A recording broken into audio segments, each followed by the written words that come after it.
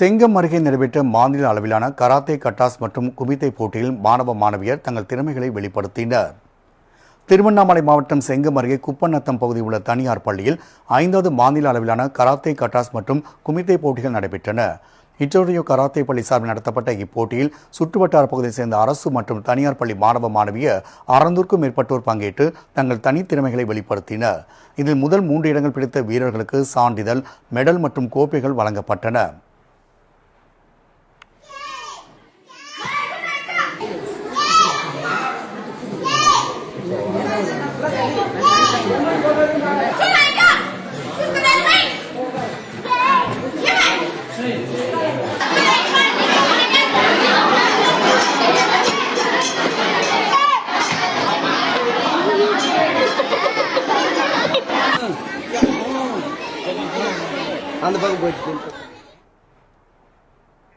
சேலம் காக்காபாளையம் அருகே